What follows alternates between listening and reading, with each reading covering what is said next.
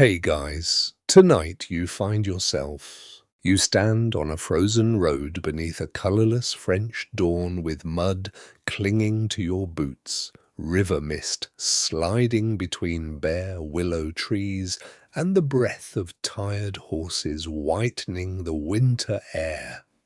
Behind you a cartwheel groans like an old monk denied his supper. Ahead, distant bells drift from a village church, slow and hollow, while torchlight still flickers beneath the gate of an inn where damp straw smoke and wet wool have scented your cloak. Medieval travel brochures really oversold this experience. The road is cold, your gloves are thin, and you probably would not last a week out here without borrowing someone's fire bread and patience. So, before you get comfortable, take a moment to like the video and subscribe, but only if you genuinely enjoy what I do here. And while the horses catch their breath, leave a comment telling everyone where you are listening from and what the local time is there. Perhaps you are awake beneath city lights, perhaps rain taps your window, or perhaps your own room is as quiet as this pale road. Now dim the lights, maybe turn on a fan for that soft background hum, and let's ease into tonight's journey together. You lift your fur-lined hood against the wind and continue toward Versailles, though the name still sounds less like a palace than a promise whispered by people who have never walked there.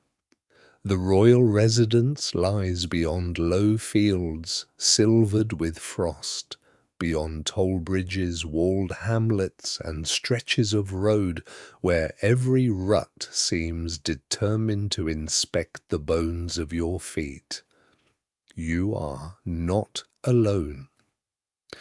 A narrow procession moves with you through the mourning servants leading pack horses, a widow riding beneath a dark hood, two merchants guarding chests with iron locks, and three young noblewomen travelling in a jolting coach painted with a family crest. Their coach advances slowly because dignity, unlike mud, is expected to remain spotless. Whenever a wheel sinks, footmen push while the ladies wait behind leather curtains, pretending not to hear the curses outside. At court, appearance begins long before anyone sees the palace. A woman may arrive exhausted, cold, hungry, and bruised by the road, yet she must step down, as though she has floated from a cloud reserved for respectable families. Even now it is hard to tell whether anyone at Versailles believes this performance, but everyone agrees to protect it. At a roadside shrine, the procession pauses. A small carved saint stands beneath an oak canopy, blackened by rain and candle soot. Travellers leave coins, ribbons, and scraps of wax. One of the coach servants hangs a tiny pilgrim badge beside the image, hoping Saint Christopher will keep the axle from breaking. No one can quite agree whether the saint protects coaches painted blue more faithfully than those painted green, though the servant seems unwilling to test the matter. You warm your hands near a brazier outside a toll house, while the clerk records names with an ink-stained quill. Market tolls are collected on wine cloth, salt, and livestock, but noble travellers possess letters, seals, and expressions suggesting that ordinary fees are for ordinary people. The clerk bows so deeply that his cap nearly falls into the charcoal. One lady notices. She does not laugh. At Versailles, laughter must be aimed carefully, like an arrow wrapped in silk. The youngest noblewoman finally steps from the coach to stretch her legs. Her shoes are made for polished floors, not frozen ruts, and she places each foot with quiet despair. A maid gathers the hem of her gown before mud can stain it. Another maid carries a covered basket containing bread, smoked fish, and a flask of watered wine. Their mistress eats little not because she lacks appetite, but because an arrival at court demands a narrow waist, steady posture, and a face untouched by travel. You receive a piece of coarse bread from an older servant who has already decided that hunger is a more dangerous scandal than crumbs. As you chew, you hear what awaits the women beyond the palace gates. They must know whom to greet first, how low to curtsy, when to speak, when to lower their eyes, and how to enter a room without appearing eager. A misplaced chair, an ungloved hand, or a greeting offered to the wrong duchess may live longer than a winter fever. Some swear that one lady once offended half the court merely by sitting before a princess had adjusted her sleeve.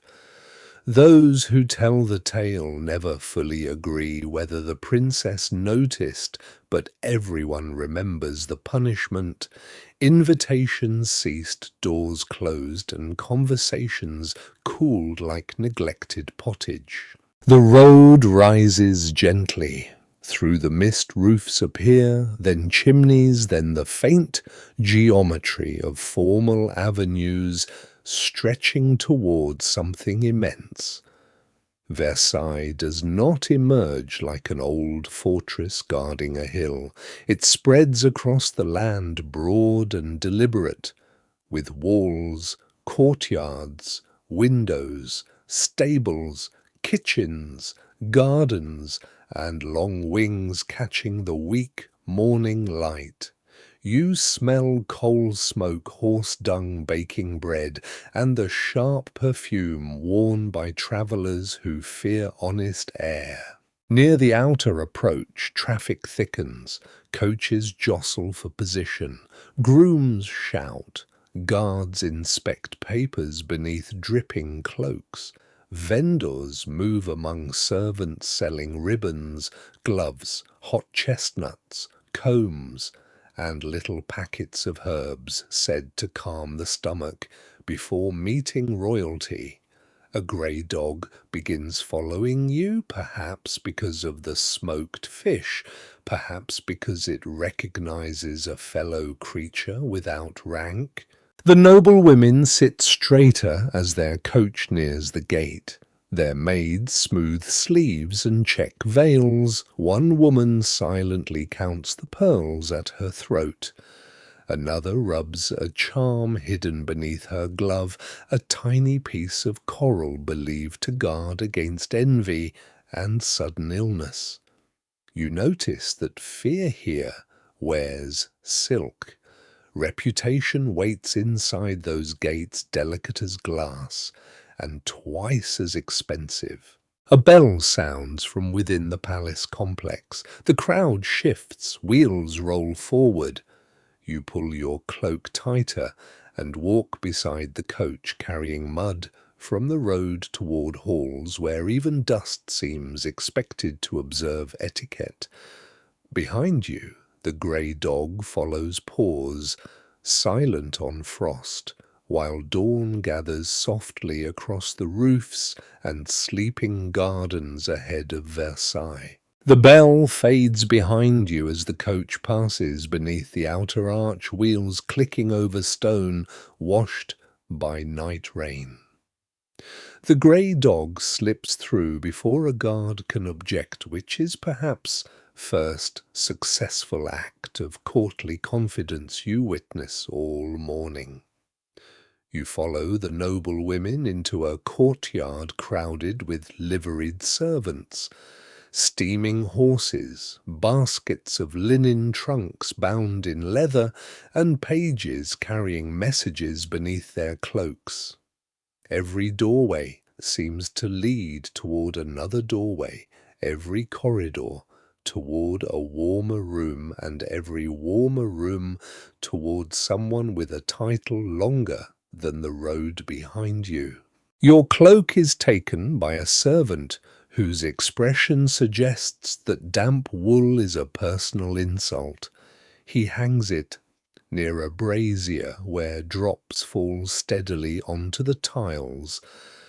The noblewomen are led upstairs to chambers assigned according to rank, family connection, and the delicate mathematics of favour. You are carried along with their household past oak doors, iron keys, painted panels, and walls softened by tapestries, showing hunts in forests far cleaner than any forest has ever been. Inside the dressing chamber, dawn enters through tall windows as a pale grey sheet. Beeswax candles burn before a mirror framed with carved flowers. Rush matting covers part of the cold floor, though bare stone still shows near the hearth. A maid shakes out fresh rushes scented with rosemary while another opens the shutters just enough to admit light without inviting the entire winter inside. The grey dog circles twice beside the fire and settles as if appointed to supervise. The youngest noblewoman stands in her linen shift arms raised while two attendants tighten her stays. She must breathe, but not too deeply. The garment shapes her torso into the fashionable line demanded at court, and each pull of the laces is followed by a pause, a question, and a small adjustment. No one speaks of comfort. Comfort is treated much like honesty at Versailles, admirable in private, inconvenient in public. Her elder companion sits nearby while a maid combs powder from her hair. The comb is fine-toothed ivory, and the maid works carefully because hair carries meaning. Loose hair belongs to childhood intimacy, illness, or disorder. Court hair must rise, curl frame, and obey. A heated iron rests near the hearth, wrapped in cloth between uses. Some swear that a curl holds longer when the iron is warmed beside a sprig of lavender. No one can quite agree whether the herb helps the hair or merely comforts the maid. You watch layers appear one by one. A clean linen shift lies closest to the skin, washed with soap ash and patient labour. Over it come stockings tied above the knee-shaped shoes, padded support stays petticoats, and the wide structure that gives the skirt its formal breadth. At Versailles, a woman does not simply wear a gown. She enters a small architecture of fabric and bone, carrying a private pavilion around her hips. The hoops must be judged against the doors. Too narrow and the figure lacks grandeur. Too broad and the wearer may become lodged between a duchess and a table, an event remembered longer than many treaties.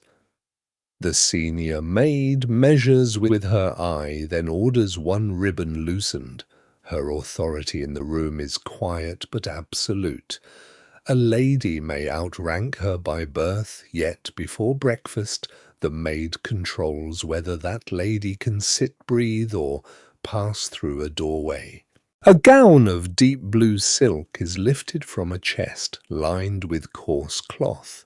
Silver embroidery runs along the bodice and tiny flowers curl around the sleeves.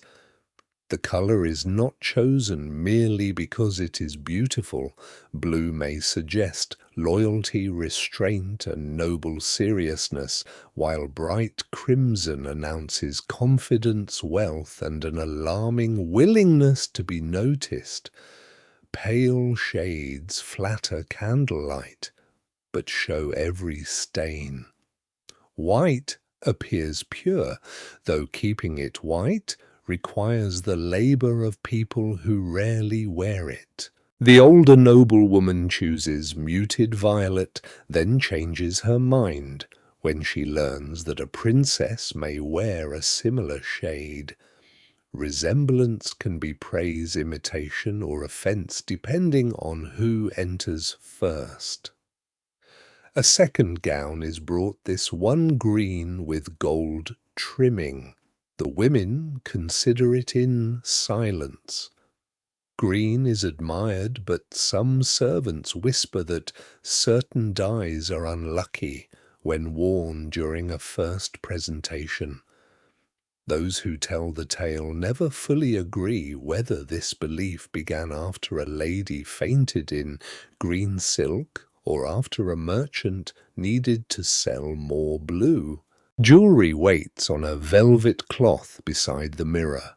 Pearls, a narrow bracelet, 2 rings, and a brooch shaped like a small sun are arranged according to importance. Each piece carries family memory and political suggestion. A jewel given by a patron should be visible, but not displayed so proudly that it looks like boasting. A husband's gift should be worn unless it clashes with the gown, in which case loyalty must negotiate with colour. Gloves cause another delay. Bare hands are too intimate for formal rooms, yet gloves must be removed at particular moments and held without crumpling. One pair smells faintly of orange blossom and leather. Another has been perfumed with ambergris. You suppress a sneeze which earns a glance from the senior maid. Sneezing during dressing is sometimes taken as a sign that someone elsewhere speaks of you. At court, this is less superstition than scheduling. Powder settles over the room like soft dust. A maid touches white cosmetic to the noblewoman's face, then adds a small dark beauty patch near her cheek. The position may suggest playfulness, discretion, passion, or nothing at all depending on who explains it. Even now it is hard to tell whether anyone truly remembers the code, but everyone pretends to understand. At last, sleeves are fastened, ribbons flattened, pearls counted, and skirts shaken into place. The women stand transformed through their cold fingers, and tired eyes remain hidden beneath polished posture and candlelight. The half-burned candle beside the mirror gutters as the palace bell sounds again. A servant opens the door. The grey dog lifts its head. You follow the women into the corridor where their clothing whispers over the rushes, and the first waiting courtiers turn to look. The first courtiers turn to look, and the noble women lower their voices without seeming to do so. You move with them along a corridor where windows hold a silver morning and beeswax candles tremble in wall sconces. Silk brushes the rush-covered floor. Shoes tap over stone. Somewhere beyond the painted doors, servants carry warm water, folded linen silver basins, ribbons, prayer books, and trays of chocolate whose bitter scent drifts through the cold air. The palace is awake, yet it does not wake like a village. There are no hens scratching beneath carts, no baker shouting beside an oven, no muddy child chasing a goose. Versailles rises according to rank. Kitchens stir before footmen, footmen before chamber servants before ladies, and ladies before the Queen, though everyone must appear ready long before the person above them chooses to notice. You reach an antechamber crowded with women. Some stand quietly near the fire, careful not to warm themselves so eagerly that they look common. Others sit on narrow stools permitted by privilege, while lesser ladies remain upright beneath heavy gowns. A duchess whispers behind a fan, a marquise studies the door. Two maids carry baskets of linen, and an elderly courtier holds a velvet case as though it contains the peace of Europe. It contains a pair of gloves. The grey dog has followed you this far, but a page notices and attempts to remove it. The dog slips beneath a bench and regards him with the calm of one that understands court etiquette better than most newcomers. No one laughs aloud. Several shoulders tremble politely. Beyond the next door lies the Queen's bedchamber, where the ceremonial morning unfolds. The Queen may have slept badly, woken early, or wished to remain beneath her blankets until noon, but preference has little authority here. Her rising is not a private act. It is a public ritual arranged with the precision of a chapel service and the suspense of a market auction. The first women admitted belong to the favoured ranks. Their right to enter is known, guarded, and remembered. A lady who arrives too early appears grasping. A lady who arrives too late appears careless. A lady who arrives at the right moment may still discover that someone more important has arrived at the same moment, which is how mornings become political. The door opens, warmth, perfume, and candle smoke drift outward. You glimpse the royal bed beneath embroidered hangings, a small prayer stool, a silver warming pan, and curtains heavy to stop a winter draught or conceal a minor rebellion. The Queen sits, supported by pillows, while attendants prepare the first garment. Her hair is loose, her face unpowdered, and she looks less like a symbol of monarchy than a tired woman waiting for the room to stop watching. It does not stop.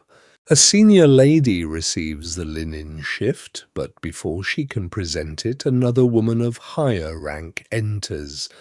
The garment must be surrendered. Then a princess arrives, and the right changes hands again. The shift passes from woman to woman without reaching the Queen, floating through the hierarchy like an expensive surrender flag. You begin to understand why royal mornings take so long. No one can quite agree whether the Queen finds this amusing, irritating, or merely inevitable. Her expression remains composed. The women bow, step, exchange places, and calculate distance. One holds a sleeve, another fastens a ribbon. A third presents a petticoat. Each service is small, yet each service is a sign that the woman performing it stands close enough to touch royalty and trusted enough not to do so carelessly. The room grows warmer as more bodies enter. Candles soften in their holders, perfume mixes with wool powder, hot chocolate and the smoke of the hearth. A maid kneels to adjust the fire. With iron tongs, she works quickly unseen by everyone, though without her the royal ritual would unfold in a room cold enough to turn dignity blue. The Queen washes her hands from a silver basin, Water is poured and a towel is offered by the proper person. Cleanliness at court depends less on bathing than on fresh linen, scented cloths, careful washing, and the belief that changing the shift draws impurities away from the body. Some swear that linen worn close to the skin absorbs dangerous humours. Even now it is hard to tell whether this comforts physicians or laundresses more. A cup of chocolate is brought. The drink is dark, thick and costly flavoured with sugar and perhaps cinnamon. It has crossed oceans and passed through many hands before reaching this quiet chamber. The Queen drinks while women observe without staring, an art requiring years of practice and possibly a second pair of eyes hidden inside the fan. The youngest noblewoman beside you waits for a chance to be noticed. Her blue gown catches the candlelight, but she must not push forward. Her introduction depends on a patroness who stands 3 places nearer the bed. You feel her breathing slow beneath her stays. Reputation, family ambition, and months of preparation now rest upon whether one woman remembers to turn her head. At last, the patroness gestures. The young lady steps forward, gathers her wide skirt and lowers into a curtsy.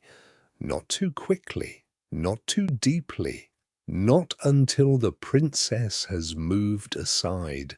Her eyes remain lowered while her name, lineage, and marriage prospects are offered in a few polished phrases. The Queen gives a nod. That is all. Yet the young woman rises as though she has crossed a frozen river without falling through. Her mother's shoulders ease. Her maid near the wall silently counts a string of prayer beads.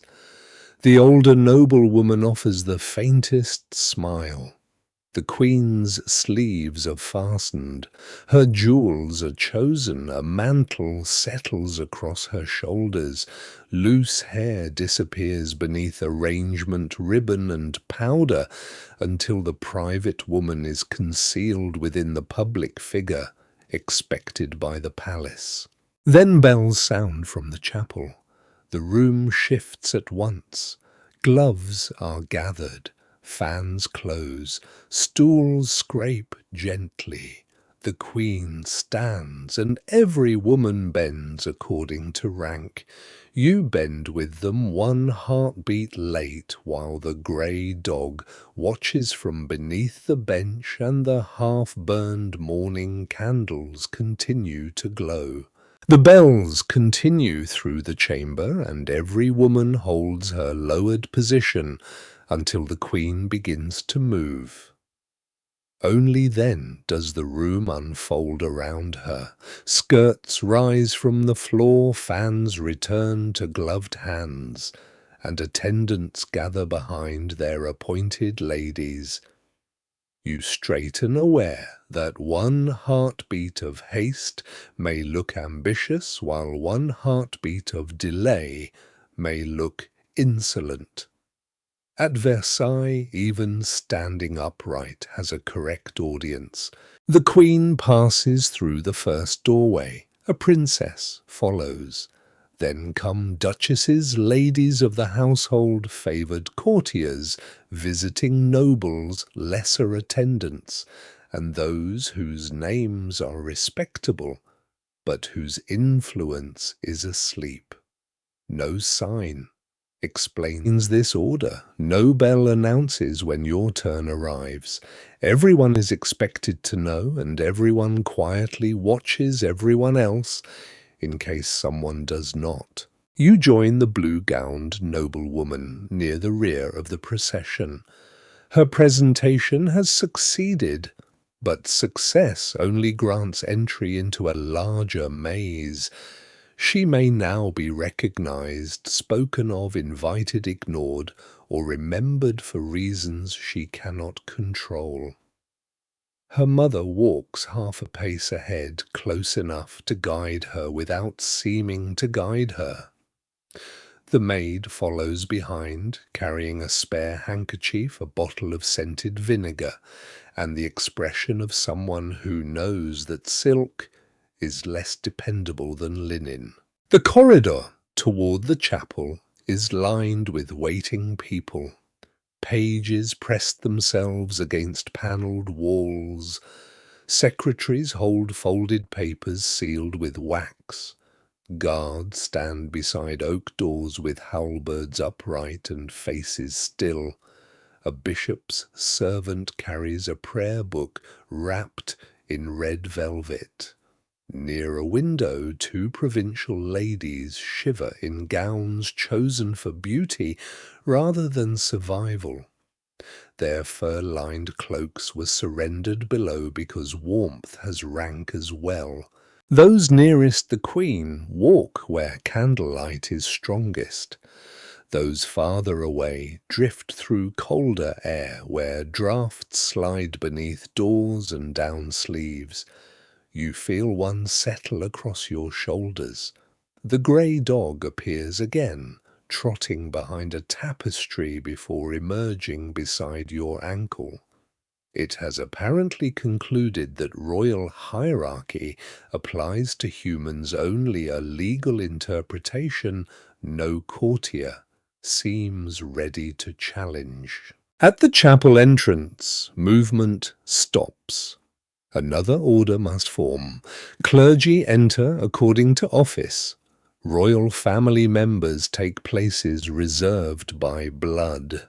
Ladies of particular rank move toward benches near the front, while others wait until a chamberlain gives the smallest gesture.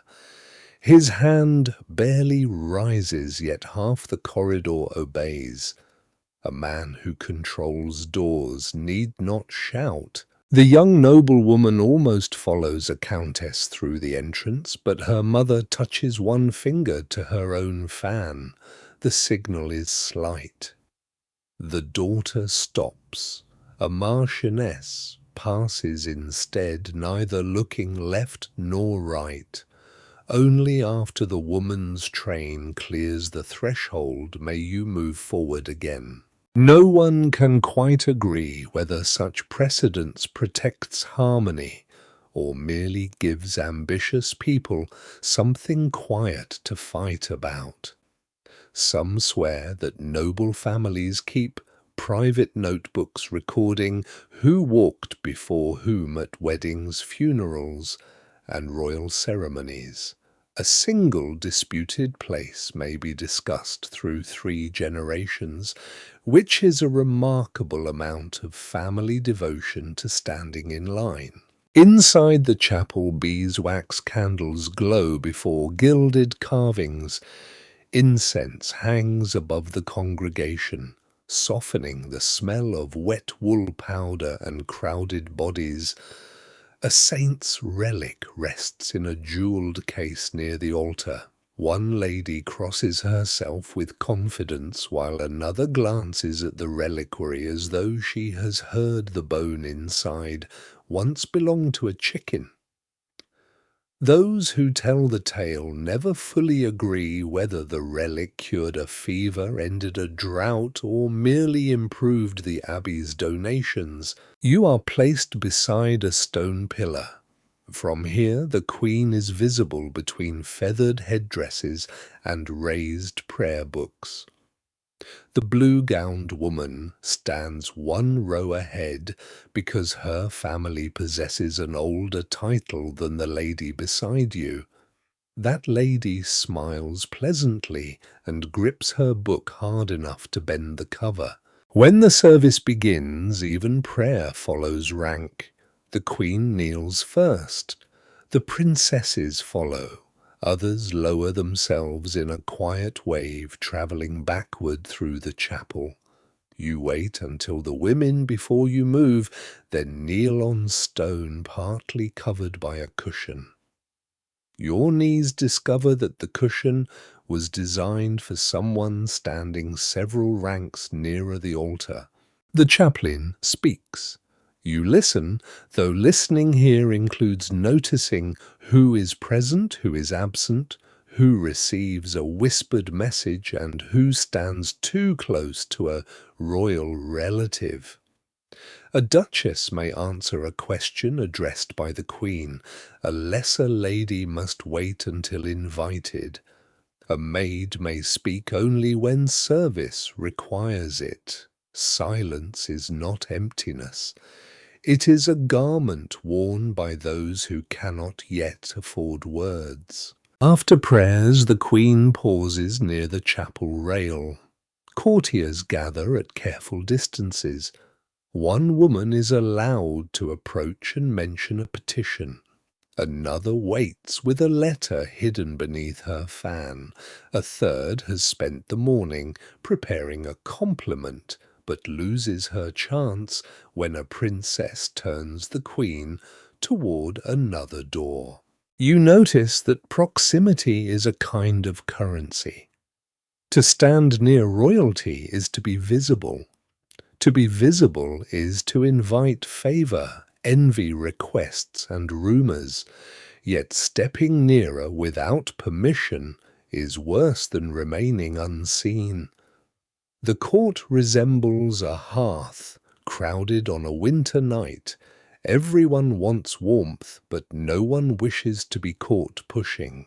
The blue-gowned woman receives a brief question about her journey. She answers in a low voice, naming the condition of the roads and praising the palace weather, though rain still taps the windows. Her reply is short because a longer answer might seem presumptuous. Her mother lowers her eyes in approval, then the queen moves on. The corridor reforms around her. Doors open in sequence, guards bow, ladies sort themselves without discussion, each finding the invisible place assigned by birth, marriage, office, and favor. You fall into line near the cold wall while the grey dog slips ahead among embroidered skirts. The half-burned candles flicker in the moving air, and you understand that Versailles does not merely contain its hierarchy. It breathes through it, arranging every entrance, every pause, every permitted word, and every patient figure left waiting beside a closed oak door. The oak door opens, and the court spills into a gallery. Mirrors run along one wall, multiplying feathers, jewels, candles, and faces until the corridor seems crowded with judgment.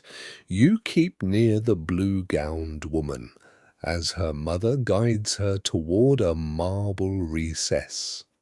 There beneath, painted gods who have never needed to bow, the lesson begins. The mother does not call it a lesson. She adjusts her daughter's sleeve glances toward the polished floor and says that the queen may pass this way again before noon.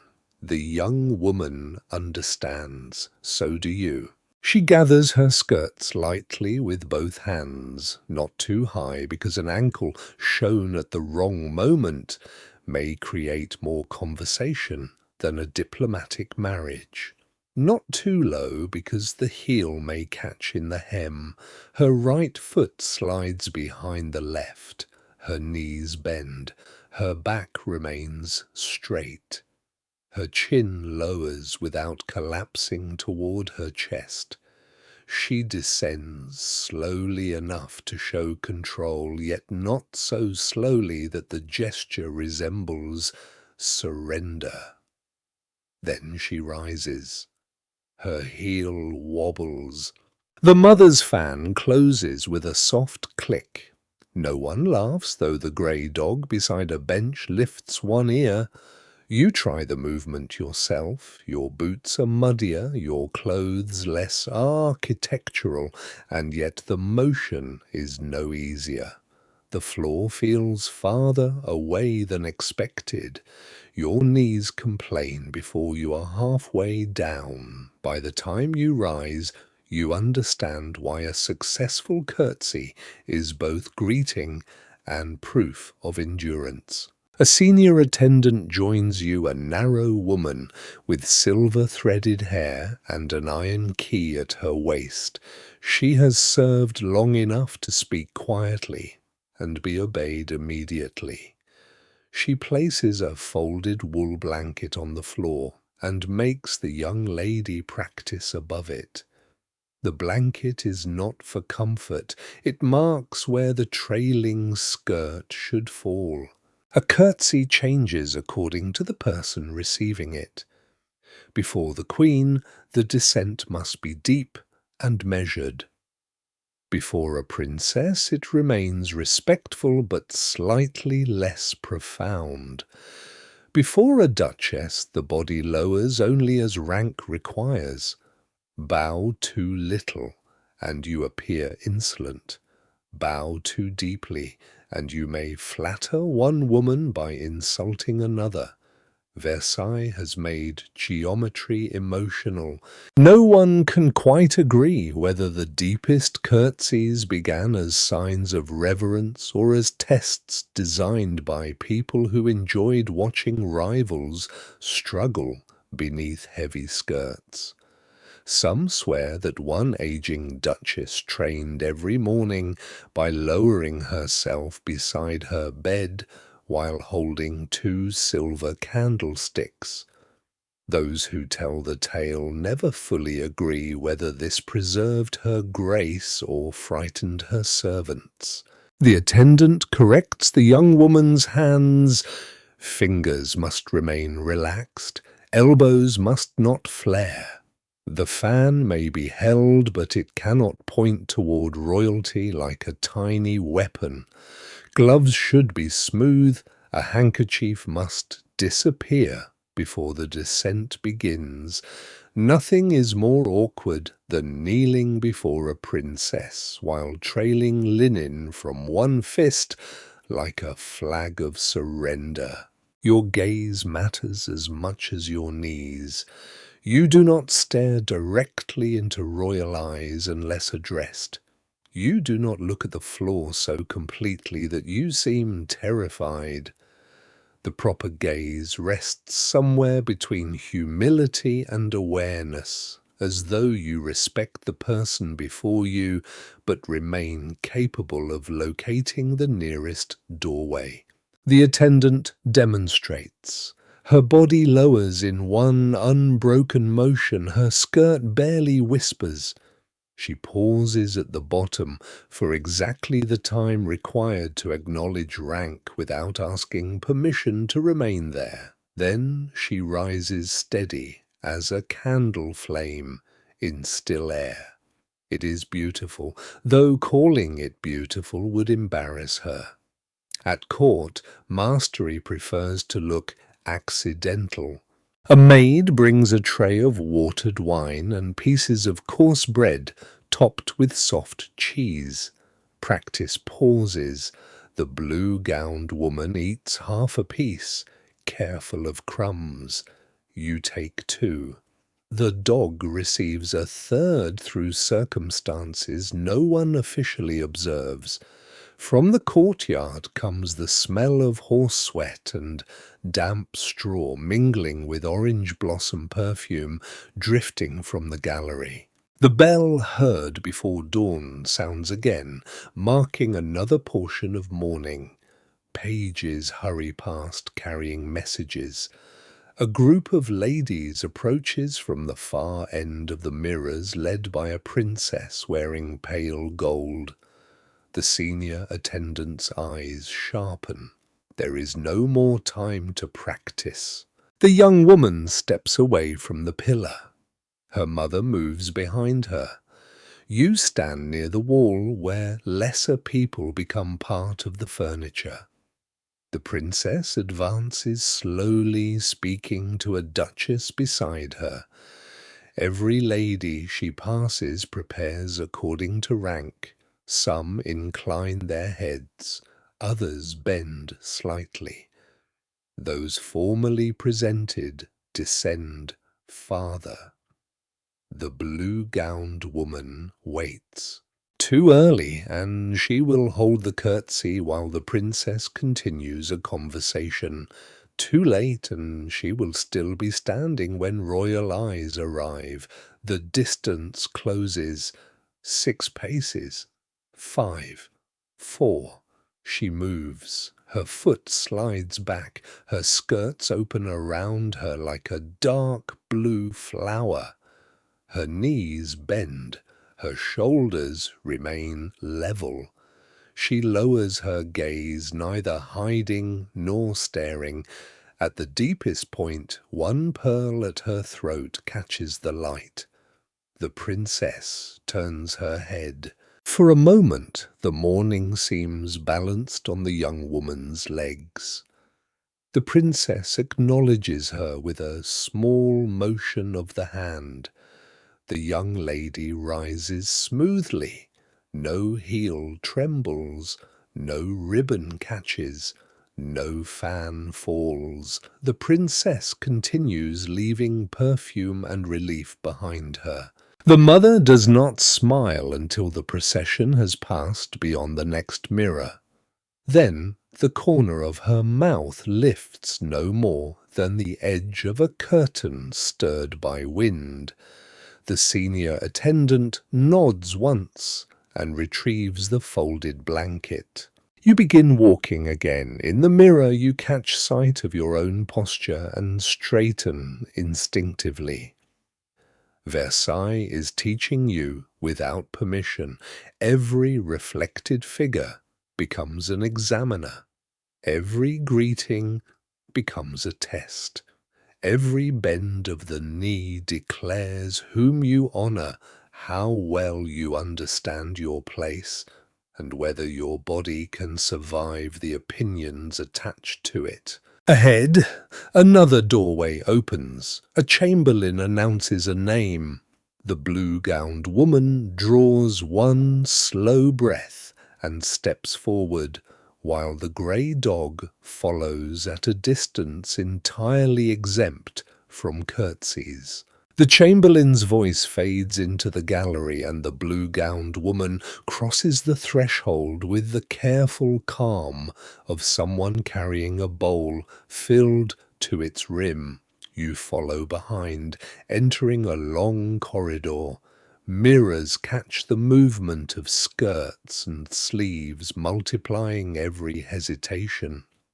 The polished floor punishes carelessness, and the narrow runners laid across the stone seem designed less for comfort than for exposing anyone who steps beyond them. Walking at Versailles is not simply moving from one room to another. It is a visible declaration of control. A noblewoman must glide without appearing slow advance, without appearing eager, and stop without allowing the people behind her to collide with the architecture of her gown. Her pace is measured by rank ceremony and the width of every doorway ahead. The young woman lets her skirt move around her ankles in soft waves. Her mother walks beside her half a pace forward, demonstrating the rhythm, heel-toe pause, heel-toe pause. The body remains upright, the chin level and the shoulders quiet. Hurrying causes the skirt to swing too widely. Moving too slowly suggests vanity. Looking down at the floor implies uncertainty, though the floor is exactly where most dangers are waiting. A maid trails behind, watching the hem. She lifts it only when necessary, because Too much assistance makes the lady seem incapable. Too little assistance may send silk into candle grease, mud-spilled wine, or the heel of a passing duke. Court service requires the wisdom to prevent disaster while pretending disaster was never possible. The corridor turns toward a smaller staircase. Here the procession slows. Wide formal skirts and narrow steps are old enemies. The blue-gowned woman places one gloved hand against the rail, though she must not grip it. She angles her body slightly, allowing the hoop beneath her gown to tilt. The maid gathers the train. You descend behind them, listening to the faint scrape of shoes and the distant ringing of monastery bells beyond the palace grounds. Some swear that a woman should begin every staircase with the right foot to avoid jealousy. Others insist the left foot is safer when descending toward a royal chamber. No one can quite agree whether the superstition concerns luck balance or a long-forgotten duchess who fell after choosing badly. The senior attendant from the gallery merely advises looking where you step, an opinion so practical that it sounds almost rebellious. At the bottom, a page rushes around the corner carrying folded letters. He nearly strikes the edge of the blue gown, then stops so suddenly that his shoes squeak. The young woman does not flinch. She takes one small step aside and waits while he bows. Her face remains smooth, though the maid behind her looks ready to fold him into one of his own envelopes. To show alarm would attract attention. To scold him would delay the procession. To laugh would seem careless. So she offers a slight nod and continues walking, leaving the page pale and grateful. This, you learn, is another courtly skill, the graceful concealment of irritation. You pass an open chamber where servants replace rushes on the floor. Bundles of sweet flag lavender and dried herbs are scattered beneath fresh straw to soften the smell of crowded rooms. One servant kneels with a rake, pulling away old rushes darkened by soot, crumbs wax, and damp shoes.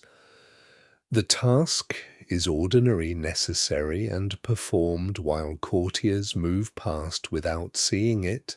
A palace may glitter above, but someone must still gather yesterday from the floor.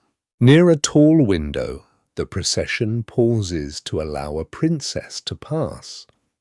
Everyone turns towards her, but no woman presents her back to a royal person.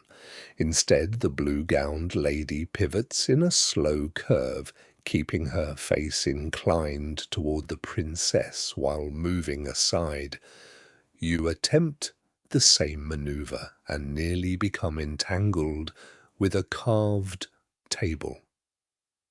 The grey dog appearing from beneath that table steps around you with disappointment. Turning is its own ceremony. A woman cannot spin sharply because hoops resist and skirts continue moving after the body stops. She must describe a small arc guiding the gown as though steering a boat through reeds.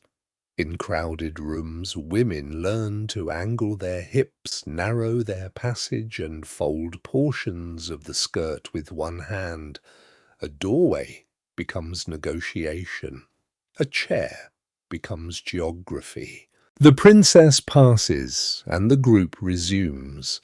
Ahead lies the Hall of Mirrors, where morning light pours across glass, marble, gilded carvings, and chandeliers holding rows of unlit candles. Courtiers move through the vast space like figures inside a jeweled box. Each reflection creates another audience. The blue-gowned woman's pace changes almost imperceptibly.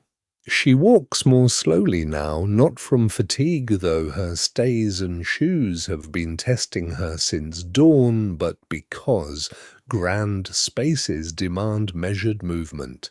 Running would be unthinkable.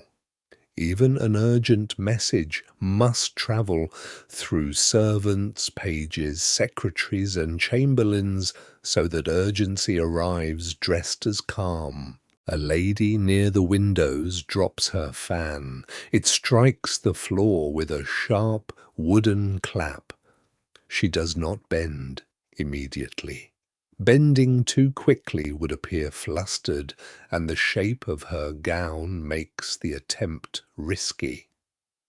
Her attendant steps forward, retrieves it, and returns it with a bow. The lady accepts the fan as though this exchange had been planned for the entertainment of the room. Those who tell the tale never fully agree whether anyone at Versailles truly moves naturally after the first month. Perhaps the body learns, perhaps discomfort simply becomes invisible. You notice the young woman's fingers tightening around her fan, then relaxing as she remembers herself. At the far end of the hall, a door opens toward the royal apartments. The court changes direction. The blue-gowned woman turns in a careful crescent, never exposing her back too abruptly, and her skirt follows like a dark tide. You move after her, slower now, hearing wet wool remembered from the road, the half-burned candle remembered from the dressing room, and the bell from before dawn still echoing somewhere beneath the measured sound of shoes. Behind you the grey dog trots without ceremony, passing duchesses' mirrors and marble with the easy speed forbidden to everyone else. The grey dog overtakes you beneath the chandeliers and reaches the royal doorway before anyone else. A chamberlain notices, hesitates, then chooses the wiser course of pretending the animal belongs to someone more important than himself. You follow at the proper human pace, entering a smaller salon where gilded chairs stand against the walls like silent officials waiting to judge knees. Here, furniture has rank. The Queen has not yet arrived, so the women arrange themselves according to privileges understood more clearly than any written law. A princess may sit in an armchair, a duchess may claim a stool, certain titled ladies may use a folding seat. Others remain standing no matter how long the conversation lasts, or how tightly their shoes pinch. The blue-gowned woman enters behind her mother and pauses before choosing where to stand. An empty stool rests near the hearth, its embroidered cushion glowing invitingly in the firelight. She does not touch it.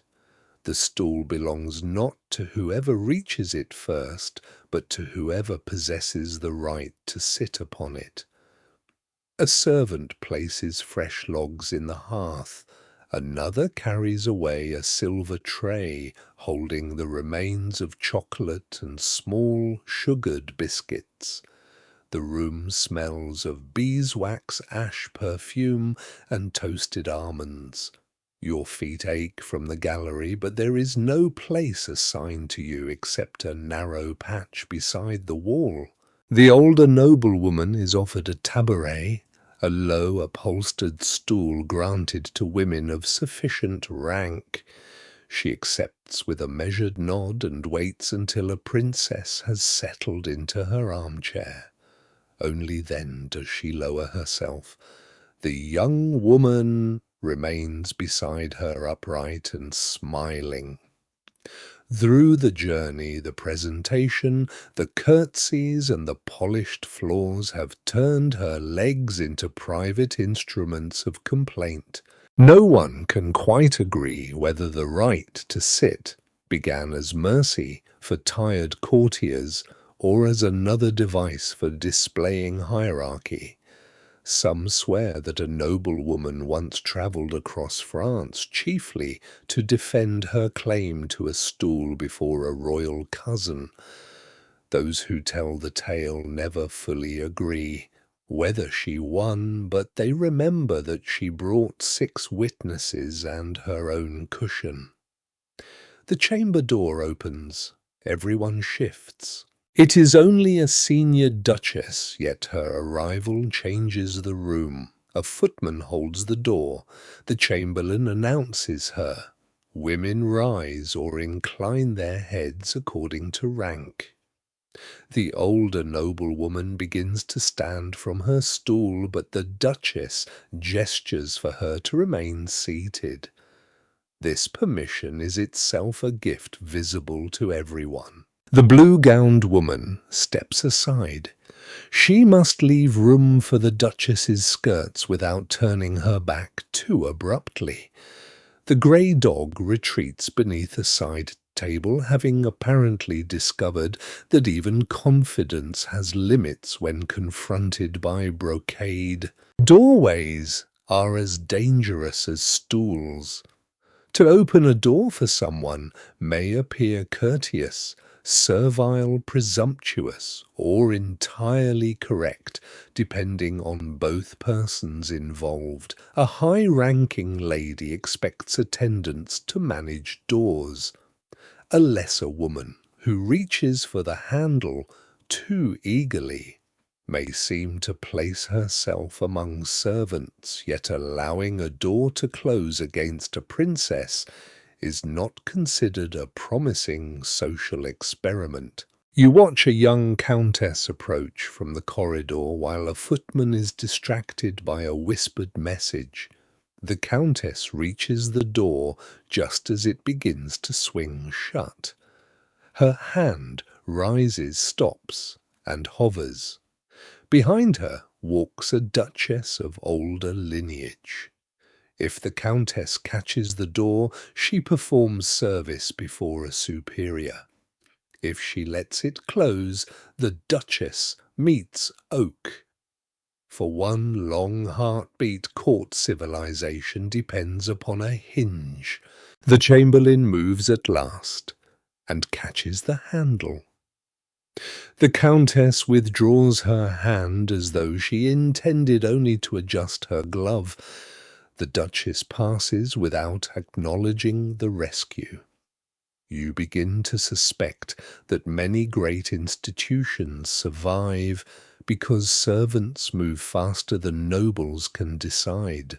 The queen enters soon afterward, and every seated woman rises except those whose relationship to royalty permits a different gesture.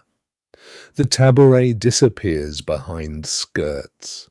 You bend with the room, careful of your knees. When the queen takes her chair, permissions ripple outward. A princess sits. A duchess receives a stool. Another lady remains standing because her husband's title is impressive, but apparently not impressive enough for upholstery. She maintains a serene expression. Her shoes, you imagine, are composing a formal protest. Near the window lies a small cushion embroidered with lilies. A maid moves it toward an elderly marquise, then stops when a lady of higher rank approaches. The cushion changes direction. The marquise notices. Her face remains smooth, but her fan opens with enough force to disturb the powder near her temple. Some believe cushions protect the body from harmful cold rising through stone and wooden seats. Physicians speak of humours draughts and blocked vapours. Old nurses add that sitting upon a cushion warmed with rosemary may prevent aching joints and melancholy. Even now it is hard to tell whether the remedy works through herbs' warmth or the simple happiness of being allowed to sit. The Queen begins a quiet conversation about an evening reception. Names are mentioned, invitations are implied rather than promised. The blue-gowned woman listens from her place behind her seated mother.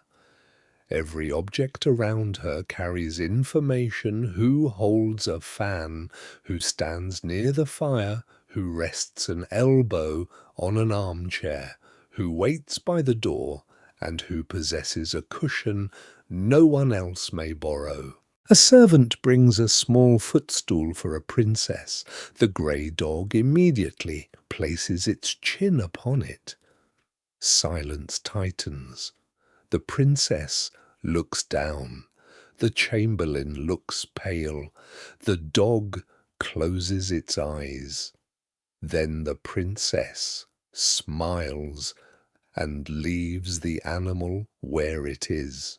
Relief passes through the room more softly than incense. The blue-gowned woman lowers her gaze to hide amusement. Outside, rain begins tapping the windows. The fire settles. The half-burned candles shorten in their holders while women continue standing, sitting, waiting and measuring one another through privileges made of oak velvet hinges and cushions. You remain beside the wall, learning that at Versailles a chair is never merely a chair. A door is never merely a door, and resting your feet may require ancestry, permission, and excellent timing. The princess leaves the grey dog resting on the footstool, and conversation resumes like water closing over a stone. No one mentions the animal, the chamberlain's panic, or the diplomatic crisis nearly caused by muddy paws. At Versailles, silence is not the absence of speech. It is one of speech's most polished forms. You remain near the wall while the Queen listens to a duchess describe the evening reception. Her mild words carry hidden parcels. A guest is said to be unexpectedly lively, which may mean charming, reckless, drunk, or all three. Another woman is praised for her steadfast devotion, which may suggest loyalty or a complete inability to leave. Everyone understands enough to smile, but never enough to confess it. The blue-gowned woman absorbs this language like a scribe copying a dangerous manuscript. She must learn when a compliment is sincere, a warning, or a small knife wrapped in ribbon. She must answer without revealing injury, ambition, boredom, or the fact that her feet still ache from standing. A marquise turns toward her and asks whether the road to Versailles was comfortable. It was not. The coach pitched through ruts, rain entered beneath the curtains, one axle groaned for miles, and the smell of damp wool has followed you into 3 royal rooms. Yet the young woman smiles and says that the journey offered many pleasing views. The marquise nods. Everyone knows there were no pleasing views. This is not lying exactly. It is courtly translation. A servant passes with watered wine in narrow glasses. The blue-gowned woman accepts one, though she barely drinks. Holding the glass gives her hands a purpose, but every object creates a new problem. She cannot gesture broadly without spilling. She cannot drink while someone important addresses her. She cannot place the glass on a table reserved for another lady's use. Etiquette has given her refreshment and removed every convenient way to enjoy it. Near the hearth, two women discuss a recent marriage. They never say the bride is unhappy. They observe that she has become very reflective. They never call the husband dull. They praise his reliable habits. They do not say his estate is poor. They admire the ancient character of its roof. You begin to see that polite conversation resembles a tapestry viewed from behind all knots, crossed threads and colors that make sense only from the proper side. No one can quite agree whether courtly speech became indirect to prevent quarrels or because direct speech offered too little entertainment. Some swear that a lady once answered a rival's insult with nothing more than how fortunate you are to speak so freely. Those who tell the tale never fully agree what the rival had said, but they agree. She left the room before dessert. Fans speak as well. A slow opening may signal interest. A sudden closing may end a conversation. Holding one near the face creates privacy without granting it. The mother of the blue-gowned woman lifts her fan whenever the marquise wanders too close to questions about dowry health or family influence. The movement appears graceful, but it raises a wall stronger than oak. You hear whispers about a lady absent from the room. Her absence makes her extraordinarily interesting. One courtier wonders whether she is ill. Another hopes she is resting. A third remarks that winter air can be difficult for delicate constitutions. No accusation is made yet. By the time the whispers reach the window, the absent lady has acquired a fever, a quarrel, a secret pregnancy, and possibly a priest. Some swear that carrying fennel seeds in a small cloth pouch protects against malicious gossip. Others prefer a sprig of rue hidden inside the bodice. Even now it is hard to tell whether either herb stops rumors, though both give a woman something fragrant to hold while pretending not to listen. The queen asks the blue-gowned woman whether she enjoys music. The room grows subtly quieter. This is not a difficult question, but answers at court are rarely judged by content alone. Too much enthusiasm may seem childish, too little may seem ungrateful. Praising one composer may insult the patron of another. She replies that music makes long winter evenings gentler.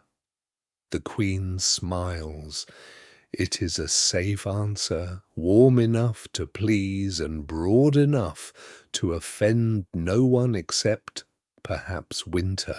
A gentleman near the door begins telling a hunting story. Women listen while appearing amused at the correct intervals. The tale grows longer. The stag becomes larger. The forest becomes darker. The gentleman becomes braver. Even now it is hard to tell whether any stag was present at all. The grey dog opens one eye, sighs, and goes back to sleep. The blue-gowned woman's mother leans toward her and murmurs that speaking well requires listening even better. A careless listener may miss a title, a grievance, an alliance, or the precise moment when laughter is expected. She must remember who dislikes whom, who recently married, who seeks office, who has lost favor, and which compliment must never be repeated in front of its subject. Ink-stained secretaries keep official records elsewhere, but women in these salons carry unofficial archives in memory. A raised eyebrow, a delayed invitation, a changed seat, a borrowed jewel, a forgotten name. Each detail is stored and compared. Gossip moves faster than a page and travels without paying market tolls. The rain strengthens against the windows. Servants light more beeswax candles and the room softens into gold. Conversation breaks into smaller circles. You hear words about weather embroidery, sermons, horses, music and health, yet beneath them flow quieter subjects, access marriage money, favor jealousy, and fear. The young woman finally lowers her untouched glass onto a servant's tray. She has spoken little, but she has survived every question before the watching court. Her mother's fan remains closed, which seems to count as praise. As the queen rises, voices fade at once. Compliments disappear behind lowered heads. Secrets fold themselves into sleeves. The grey dog slips from the footstool and follows the moving skirts toward the next chamber. You follow. Two carrying the lesson with you at Versailles, the safest sentence is rarely the truest one, and the most dangerous words may be those spoken with the sweetest smile. The sweetest smile remains on the young woman's face as the procession leaves the salon and moves toward dinner. Servants hurry through side passages carrying covered dishes, silver basins, folded napkins, trenchers bread, and steaming pots. Roasted fowl, onions, herbs and pastry drift through the palace until even dignity begins to feel hungry. At the dining chamber the women pause while places are arranged. Seating is not decided by appetite or friendship. It follows rank, blood favor, and privileges argued over by families.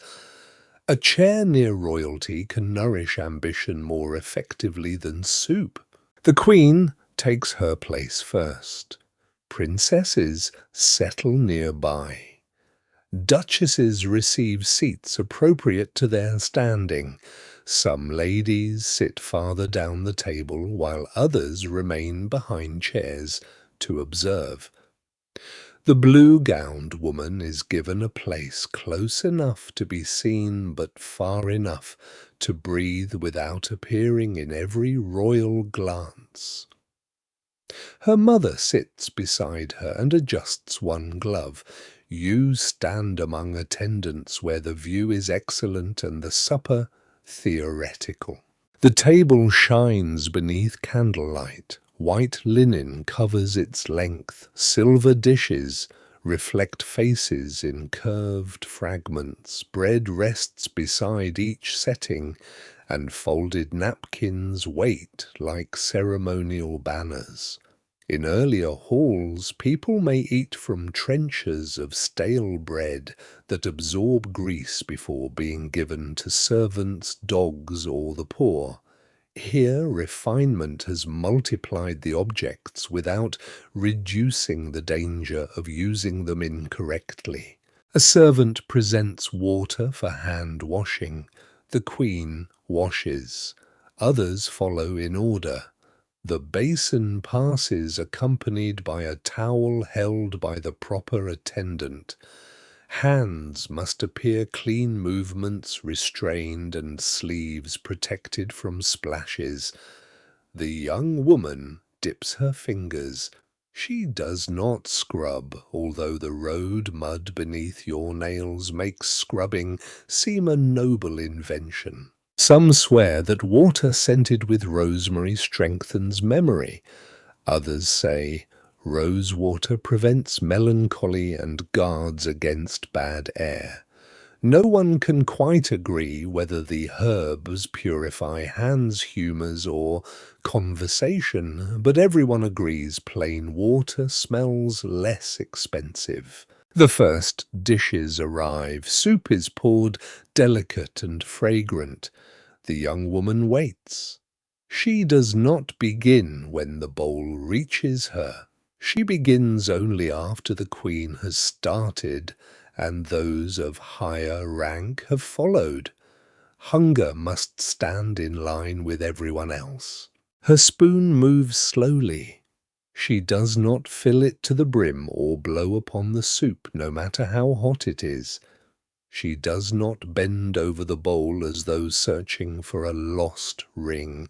Instead, she raises each spoonful with controlled patience, while steam touches her face. A hurried sip might make a sound.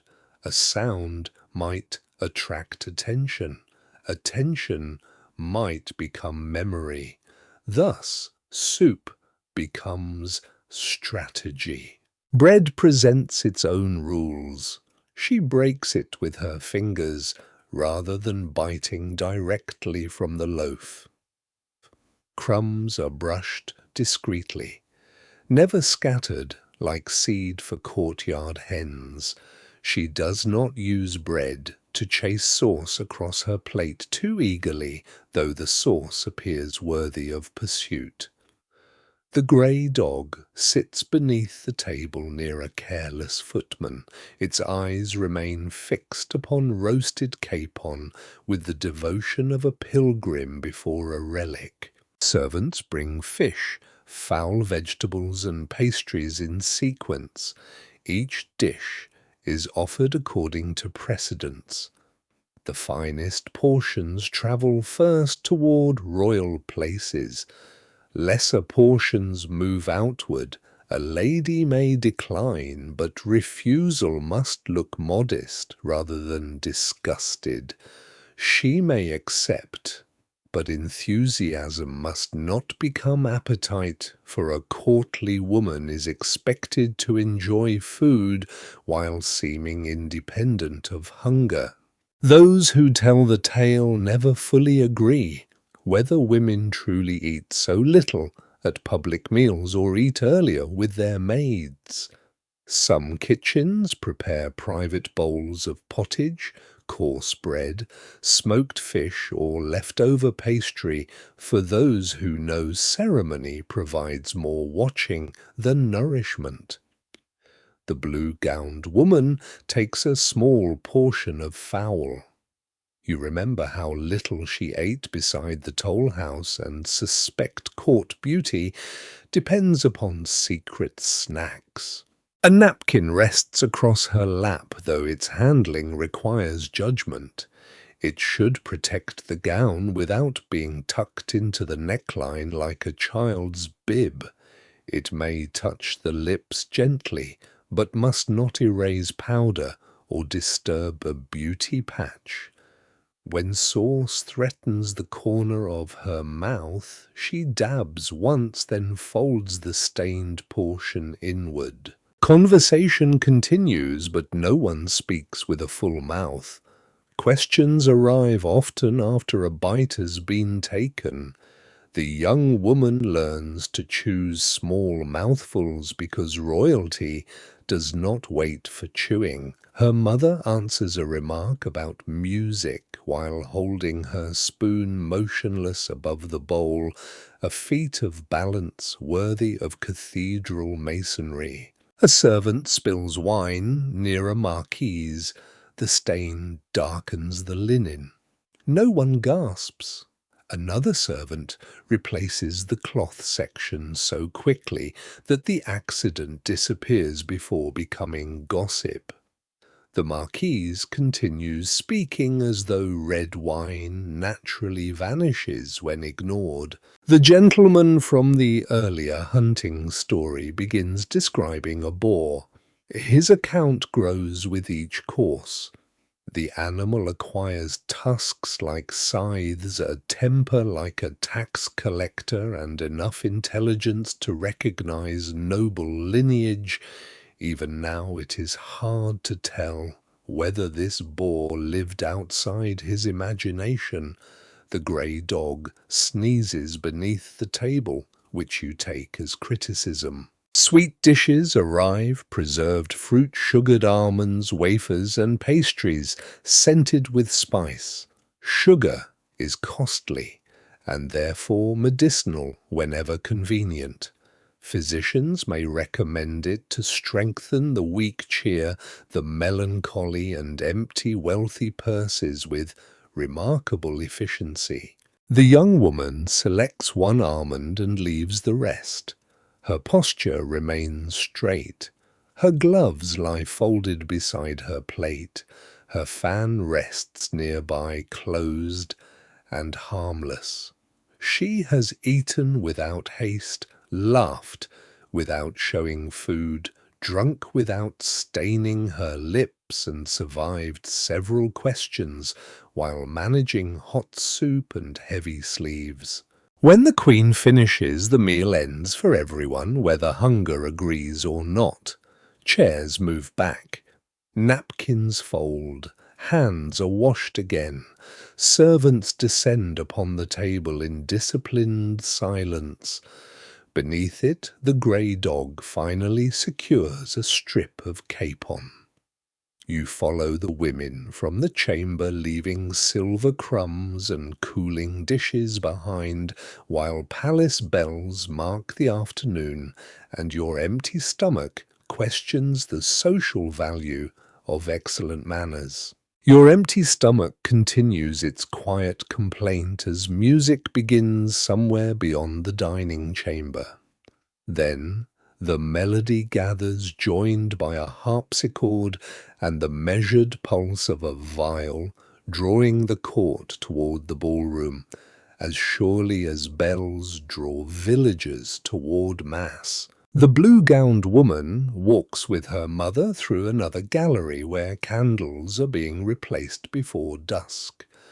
Mirrors deepen the glow until the hall seems filled with hundreds of flames, each one watching beneath the approaching winter dusk. You follow into a ballroom where the floor has been swept, rubbed, and prepared for shoes far cleaner than yours. Musicians sit upon a raised platform beneath painted clouds. Benches line the walls for those permitted to sit, while others stand behind them in layers of silk, perfume lace, and expectation. Dancing begins before the first step. A woman must know where to wait, how to hold her fan, when to lower her eyes, and which invitation may be accepted. She cannot refuse someone important without a reason strong enough to survive repetition. She cannot appear too delighted because delight invites gossip, yet she cannot appear bored because boredom insults the room. The queen enters, and the assembly bends. Musicians pause. Skirts settle around lowered bodies. The grey dog, now carrying the memory of stolen capon, slips behind a curtain before anyone decides whether dogs curtsy at evening entertainments. When the queen sits, the first dance is announced. High-ranking couples take their places.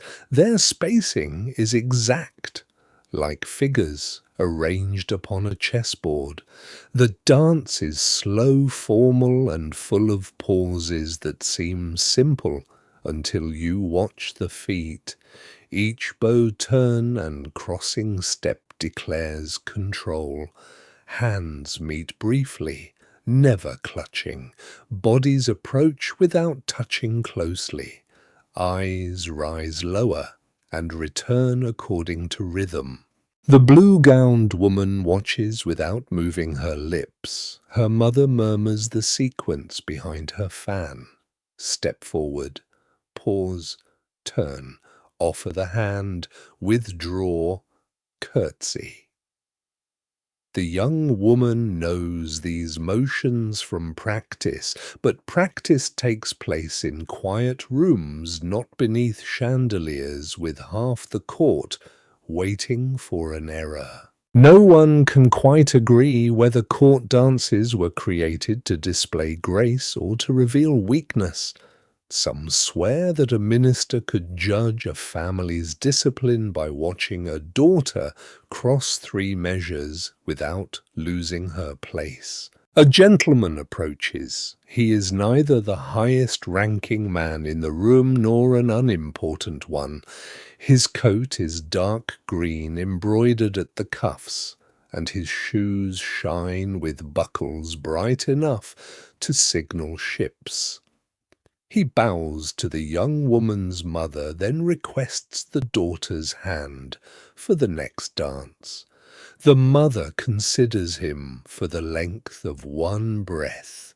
Permission is granted. The young woman places her fan in her mother's hand. A fan carried while dancing may fall, strike another dancer, or point towards someone with unintended meaning. Her gloves remain on. Bare hands would suggest intimacy. She steps toward the floor beside the gentleman, maintaining enough distance to preserve decorum and enough nearness to show she has not mistaken him for furniture. The musicians begin. She curtsies. He bows. They move.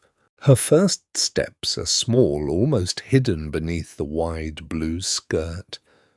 The gentleman advances, and she retreats in time, never appearing chaste. They separate, turn, and cross paths. At each approach her eyes lift briefly toward his face.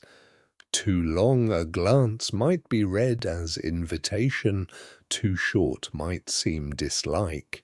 A woman's reputation can be measured in heartbeats. You stand near a pillar, following the pattern as best you can. Other couples pass through the same figures, their sleeves and ribbons stirring the candlelit air. The room smells of beeswax powder, warm fabric, and the faint sharpness of bodies enclosed in formal clothing for too many hours.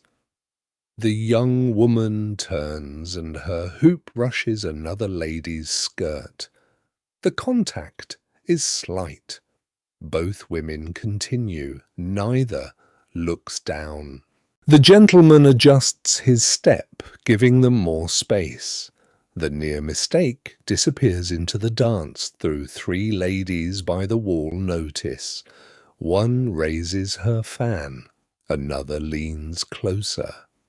By morning, the brush of silk may become a collision, a quarrel, or proof of secret hostility. Some dancers carry small sachets of lavender or rosemary inside their sleeves, believing that herbs preserve calm and protect against fainting. Others trust vinegar inhaled from tiny silver bottles. Even now it is hard to tell whether the remedies steady the humours or simply give nervous hands something to hold before the music starts. The dance continues into a sequence of bows. The gentleman lowers himself. The young woman bends in answer, keeping her back straight and her skirts balanced. She rises on the exact beat. Her pearl necklace remains still. Her heel does not tremble. Then comes the final turn.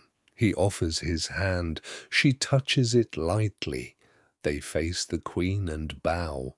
Applause moves through the room, restrained but warm. The young woman returns to her mother with colour in her cheeks and relief hidden beneath composure. The gentleman withdraws after the proper thanks, neither lingering nor leaving too quickly. Another invitation follows. This one comes from a man with a charming smile and a reputation that reaches the room before he does. The mother's fan opens. The young woman is suddenly fatigued. Her refusal is gentle, accompanied by a hand pressed lightly to her temple. No offence is named, no accusation is made. The gentleman bows and retreats, smiling as though he believes her completely. You notice how dancing chooses alliances in public. A partner may signal friendship between families, royal approval, romantic interest, or mere convenience. Repeating a dance with the same man invites notice. Refusing him twice invites more. A misplaced hand can stain a reputation. A perfectly timed curtsy can restore it. The musicians begin a livelier measure. Shoes whisper and tap across the polished floor. Candles burn lower. Outside, rain slides down the dark windows while servants carry warmed wine through side doors. The grey dog emerges from behind the curtain and settles beneath the musician's platform. You remain beside the pillar, watching the blue gown turn again through the golden room, each step careful, each glance measured, each graceful movement, carrying the weight of everyone who chooses to remember it. The final notes of the dance fade beneath the chandeliers, and the blue-gowned woman returns her fan to her hand. Before the room can loosen into easier conversation, a bell sounds from the chapel wing. The court turns toward it almost at once. You leave the polished floor with the others. Warmth clings to your face, but the corridors beyond are cooler, and every open doorway releases a thread of winter air. Servants move ahead carrying prayer books, folded veils, wax tapers, and cushions embroidered with saints. The grey dog follows until a sacristan points firmly toward another passage. The women walk more slowly now. Dancing has given way to devotion, though the two share certain habits: measured steps, controlled hands, correct partners, and an audience that notices mistakes. The blue-gowned woman's mother adjusts the lace at her daughter's throat. A maid smooths the veil over her hair, ensuring that no loose pin catches the candlelight in an undignified way. At the chapel doors, rank gathers again. A princess enters before a duchess before a marquise. Ladies with household offices move toward places reserved by service as well as birth. Others wait near the back, where the incense reaches them only after passing through everyone more important.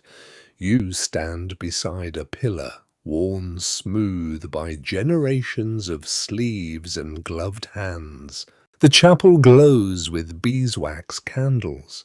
Their flames rise before carved angels, gilded columns, painted saints, and a reliquary set with stones.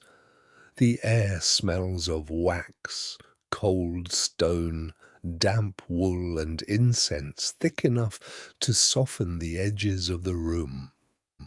The queen enters. Every head lowers. You bend with the others, careful not to catch your boot beneath the hem of the woman in front of you. She kneels on a velvet cushion brought by her maid. You receive bare stone partly covered by an old rush mat that remembers more knees than comfort. Kneeling is not equal here. The queen has a prie-dieu with embroidered padding and a book placed precisely upon it. High-ranking ladies receive stools or kneelers according to custom. Lesser women depend upon folded cloth, spare cushions, or endurance. Piety may lift the soul, but upholstery remains governed by ancestry. The blue-gowned woman lowers herself beside her mother. Her skirt spreads carefully around her. She keeps her back straight, hands joined, eyes directed toward the altar. A lady across the aisle adjusts her position too often and earns a glance from an elderly duchess who appears to believe discomfort should be borne silently, unless one possesses a title grand enough to complain. Prayer books open. The finest are bound in velvet, clasped with silver, and painted with tiny saints' flowers and gold initials. Some contain family emblems. A woman's book announces wealth, education, devotion, and alliances before she reads a single word. You share a simpler book with an attendant whose finger traces the lines. Ink has faded in places, and the parchment smells faintly of dust and smoke. An ink-stained scribe somewhere has copied every prayer by hand, bending over a desk through winter afternoons while bells measured the hours. The chaplain begins. Voices answer in careful unison. The Queen speaks first where custom requires. Others follow. No one rushes the response, and no one allows their voice to rise above royal devotion. Even prayer has volume appropriate to rank. A reliquary is carried forward. Inside lies a small bone, said to belong to a saint who protected women in childbirth and travellers on flooded roads. Some swear that the relic once stopped a fever merely by entering the room. No one can quite agree whether the bone is truly human, truly ancient, or truly connected to the saint, but the jewels around it are beyond dispute. Women cross themselves as it passes. One touches a hidden charm beneath her sleeve. Another presses a pilgrim badge against her prayer book. Court religion is formal, but old habits travel beneath silk.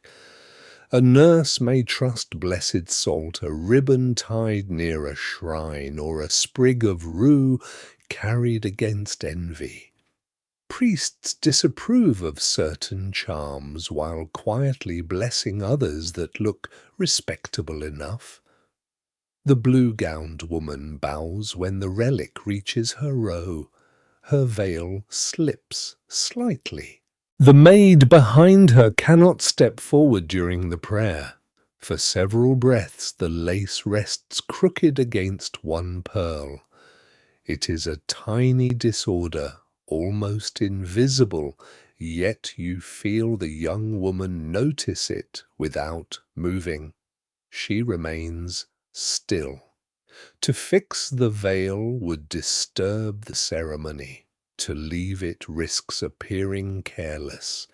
She chooses stillness. The relic passes. Only then does her mother lift two fingers and settle the lace into place. Those who see pretend not to.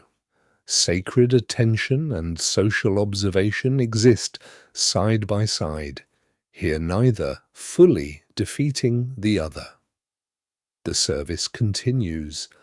Candles shorten. Incense drifts upward into the dark roof.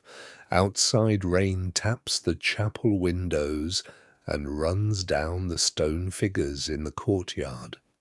You hear monastery bells farther away, answering the palace bell, their sounds crossing gardens, kitchens, stables, and sleeping fields. At the elevation, everyone lowers more deeply. Silk whispers, knees meet cushions or stone, the room becomes still enough for you to hear the crackle of a taper. Even now it is hard to tell whether every bowed head is filled with faith, ambition, fatigue, or thoughts of supper, but the silence gathers them all. When the prayers end, no one rises before the Queen. You wait. The Queen lifts her head. Princesses move, duchesses follow. The chapel unfolds backward in rank, a tide of veils, books, and careful knees. The blue-gowned woman stands without stumbling. Her mother closes the prayer book.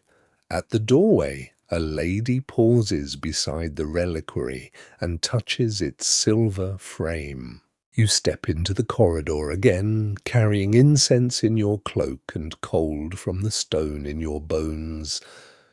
The grey dog waits beyond the chapel wing, curled beside a brazier, as though engaged in a private form of worship. The blue-gowned woman smiles faintly when she sees it, then lowers her eyes before anyone important notices. Behind you, candles continue burning before the saints, while ahead the palace prepares fresh powders, warmer rooms, and remedies for bodies required to remain graceful through another long evening. The grey dog rises from beside the brazier as you return from chapel. The blue-gowned woman follows her mother toward a quieter apartment where the air is warmer and the windows are curtained against the rain. Inside, the ceremony of beauty begins again. A maid closes the oak door and sets an iron key upon the table. Another brings a silver basin filled with warm water scented by orange peel and rosemary. The young woman removes her gloves.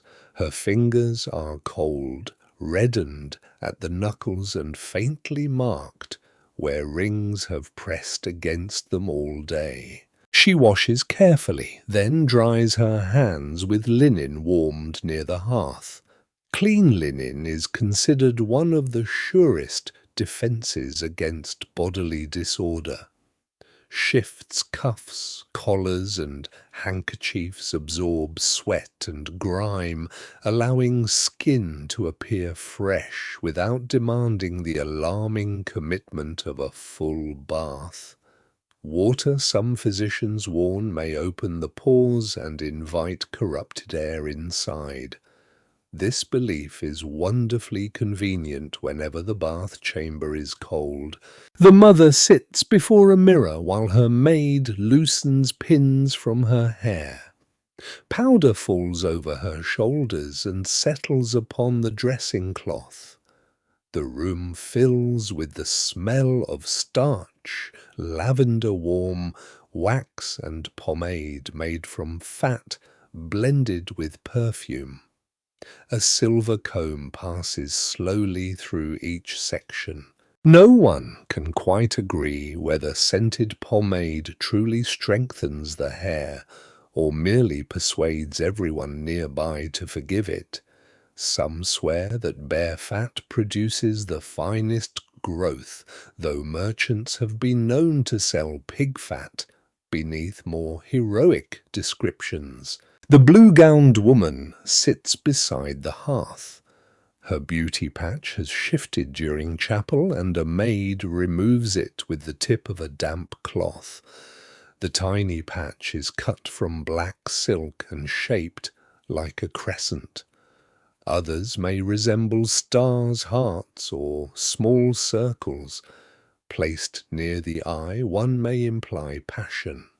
Near the mouth, playfulness. Near the cheek, discretion, though nothing at Versailles remains discreet for long. A new patch is chosen and pressed into place. Powder follows. The maid brushes a pale mixture across the woman's face and throat. Ingredients vary from rice powder and starch to substances no sensible kitchen would welcome. White lead is admired because it gives the skin a smooth, fashionable pallor, though it may irritate, darken, and slowly damage the very face it promises to improve. Beauty at court is sometimes a negotiation between appearing healthy and surviving the treatment. A touch of rouge warms the cheeks. Too little suggests fatigue. Too much suggests vulgar enthusiasm. The maid blends until the colour resembles a natural flush produced by neither cold embarrassment nor honest exercise. On a nearby tray sit small bottles of scented vinegar, rose water, almond oil, and herbal washes. One contains crushed cucumber and milk, another holds water infused with elderflower, a third smells so sharp that you step back before being invited. This is a remedy for fainting. A lady who grows dizzy beneath stays heat, hunger, perfume, and expectation may be revived with vinegar held beneath her nose. The court then praises the remedy rather than questioning the conditions that made it necessary. The mother opens a carved box containing dried herbs, ribbons, and folded papers covered in cramped writing. One recipe promises to soften the hands with honey and ground almonds. Another recommends snails crushed into a paste for smoother skin. A third instructs the reader to wash freckles with dew collected before sunrise on the feast of St. John. Those who tell the tale never fully agree whether the dew must be gathered barefoot. A younger attendant warms a cloth over the fire and presses it against the blue-gowned woman's temples. She has begun to complain of a headache, though she does so quietly. Court physicians might blame excess heat, thick blood, weak nerves, poor digestion, or vapors rising from the womb. Treatments may include herbs, rest-purging cupping, or leeches. The mother chooses mint tea. It is the first medical decision of the day that fills you with confidence. Steam curls from a small cup. The young woman drinks slowly while her maid loosens one ribbon beneath the gown. Her breathing deepens. The grey dog settles near her shoes, offering the silent remedy of warmth and indifference. Even now it is hard to tell whether many court cures work through herbs, faith time, or the relief of being allowed to lie down. Yet every household keeps its own collection of remedies: sage for the throat, fennel for digestion, lavender for sleep, rue against contagion and envy, a clove pressed against an aching tooth, a charm sewn into linen when ordinary medicine has exhausted both patient and purse. The older woman examines a small blemish near her chin. Her maid suggests a dab of sulphur ointment. The mother refuses.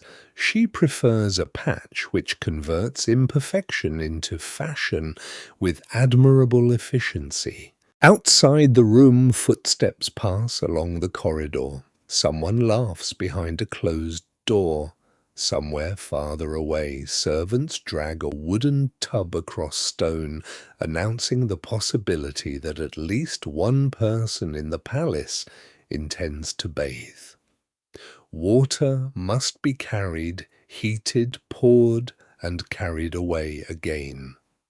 Privacy must be arranged, time must be found. The effort makes cleanliness feel like a military campaign. The blue gown is brushed where chapel dust has touched the hem. A maid removes a spot with breadcrumbs rolled gently over the silk.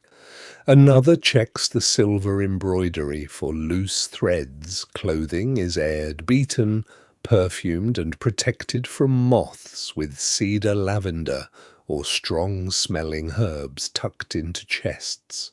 You remember the winter storehouses along the road where apples, onions, grain, and smoked fish were guarded against damp and mice.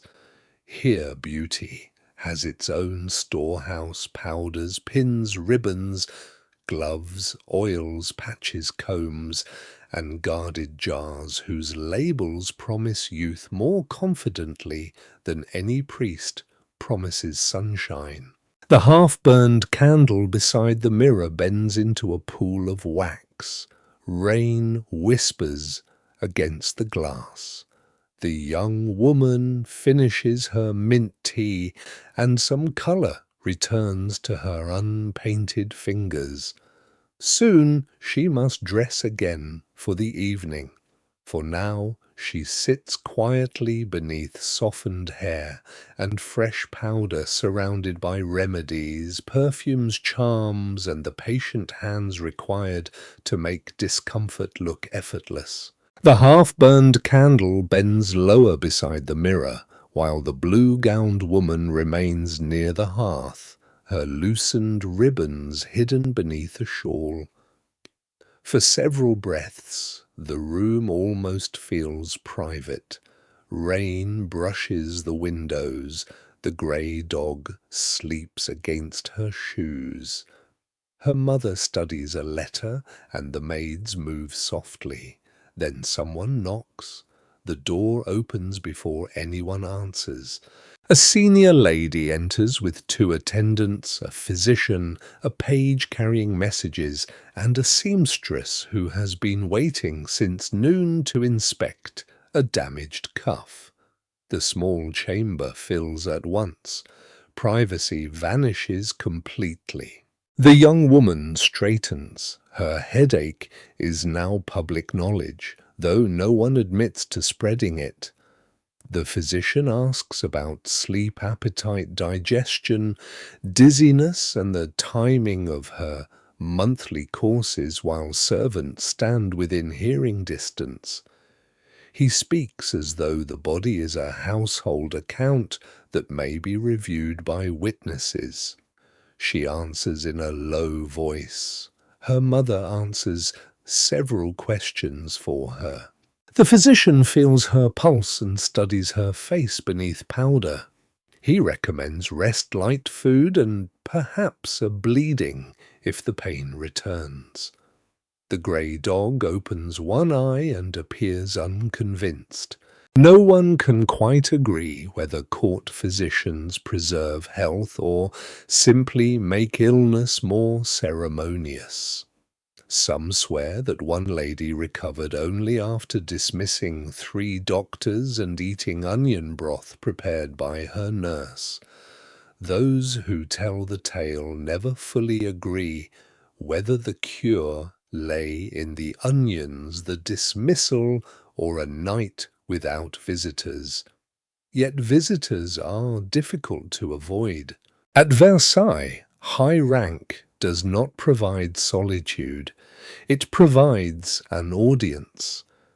Dressing requires maids, relatives, and privileged observers. Meals unfold before courtiers. Prayer occurs beneath watching eyes. Conversations are repeated. Letters may be carried, copied, intercepted, or read aloud. Even sleep takes place behind doors guarded by servants who know when candles are extinguished, when blankets are requested, and whether someone wakes before dawn. The senior lady sits upon the permitted stool and asks whether the young woman enjoyed the dance. The question sounds harmless. Her mother folds the letter. The seamstress kneels beside the blue skirt and examines a loosened silver thread. The young woman says the music was beautiful. She does not mention the gentleman in green. She does not need to. The senior lady has already heard. A maid begins preparing the bedchamber beyond a narrow connecting door. She shakes the wool blankets, smooths linen sheets, and places a warming pan between them. The pan contains hot coals and must be moved carefully, since comfort achieved by setting fire to the bed is considered excessive even at court. Dried lavender is tucked near the pillow, both for fragrance and for dreams believed to remain gentle beneath its scent. The bed itself is grand, raised upon a platform enclosed by curtains, and visible enough to function as furniture stage and announcement of status. Yet sleeping behind heavy hangings does not guarantee privacy. A lady's maid may remain nearby. A companion may sleep in the same chamber. Servants rest beyond the door. Important women may receive visitors while still in bed, wrapped in linen and ceremony. You remember the inn beside the frozen road where travellers slept in crowded rooms upon damp straw boots beneath their heads and strangers snoring within reach. Versailles replaces straw with embroidered curtains, but the distance between one body and another is not always greater. Illness is witnessed too. If a noblewoman develops fever, attendants change linen, physicians inspect bodily signs, priests bring prayers, relatives gather, and courtiers ask after her condition with expressions of concern polished by curiosity. The sick room may become crowded enough to exhaust a healthy person. Charms are pinned beneath pillows, relics are requested. Vinegar steams in bowls to cleanse corrupted air. Leeches arrive in glass jars with more freedom of movement than the patient. Some swear that a red ribbon tied around the bedpost protects against fever. Others place iron keys beneath the mattress to guard against nightmares or troublesome spirits. Even now it is hard to tell whether such customs offer protection, but they give frightened hands a useful task. Childbirth is more public still. The young woman's mother mentions a cousin expected to deliver before spring. When labour begins, windows may be covered, fires built high, and the chamber sealed against cold air. Female relatives, midwives, attendants, nurses, and selected witnesses gather around the bed. Prayers are spoken, saints' relics may be brought close. Knots are loosened in clothing and cords because old belief claims that untying them helps the body open. The mother says this without drama, but the blue-gowned woman lowers her eyes toward the mint cup. A court birth is not merely a family event. It may concern inheritance, alliances, property, and the succession of titles. Witnesses stand near enough to confirm that the child is truly born from the woman claimed as its mother. No private curtain can fully close against politics. The seamstress finishes repairing the cuff. She bites the thread bows and withdraws. The physician leaves instructions. The page delivers 2 notes. The senior lady remains long enough to gather every detail she pretends not to seek. At last, the room empties again. Only the mother, the maids, the dog, and you remain. The young woman steps into the bedchamber and touches one velvet curtain. Beyond it waits a mattress, softer than any village pallet linen cleaner, than a monastery guest house, and blankets warmed by coals. Yet even here, doors connect to corridors, servants listen for bells, and duties may enter before sleep has finished. She removes one ring and gives it to her maid. Another maid unfastens her gown. Her mother watches from the hearth.